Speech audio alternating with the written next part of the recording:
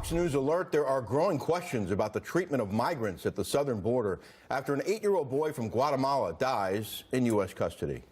Good morning. I'm Rick Leventhal, live inside America's newsroom. And I'm Anita Vogel. Bill and Sandra are off today. According to Customs and Border Protection, the child died at a hospital very early Christmas morning. He is now the second migrant child to die in U.S. custody this month. The tragedy has lawmakers demanding answers. It's very troubling to me. You have two children who have died in CBP custody just over the last month. I want to find out how we improve conditions at Border Patrol stations amongst the CBP workforce that they can respond to kids in crisis or who need help. And I want to make sure that we put the well-being and welfare of those kids before we put any other concern. William Lajeunesse is live in Los Angeles with the latest on this. William?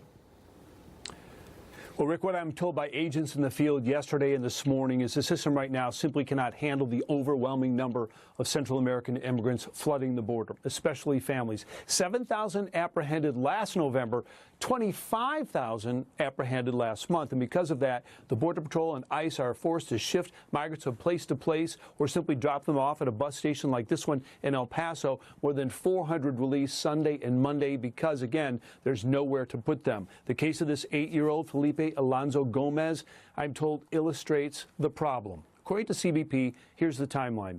Agents apprehended this boy and his father near El Paso last Tuesday, December 18th. They were processed, given food and water. 2 days later, December 20th, they were transferred to El Paso.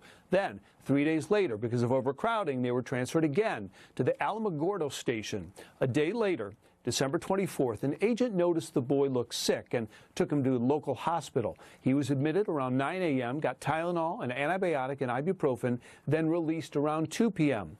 Agents took the boy to a highway checkpoint holding cell. 4 hours later, he began vomiting. They returned to the hospital around 10 p.m. He lost consciousness during transport and then was pronounced dead just shy of midnight on Christmas Eve. Now, CBP says the agents checked the boy's welfare more than 24 times over roughly a week. Champion Regional Medical Center is also going to come under scrutiny, of course, for releasing this boy, reportedly with a fever of 103. Now, this trip from Guatemala to the U.S. likely took the father and son several weeks. We're also told it is likely the two camped just south of the El Paso fence for several days in wet, freezing weather. Now, the funeral of Gomez follows that earlier this month of 7-year-old Jacqueline McKean, who also died in Border Patrol custody.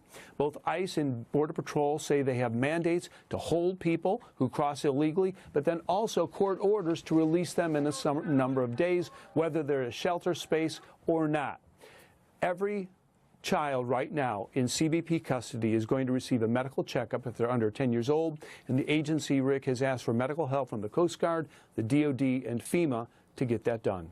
Back to you. All right. William Lajeunesse in Los Angeles. William, thank you.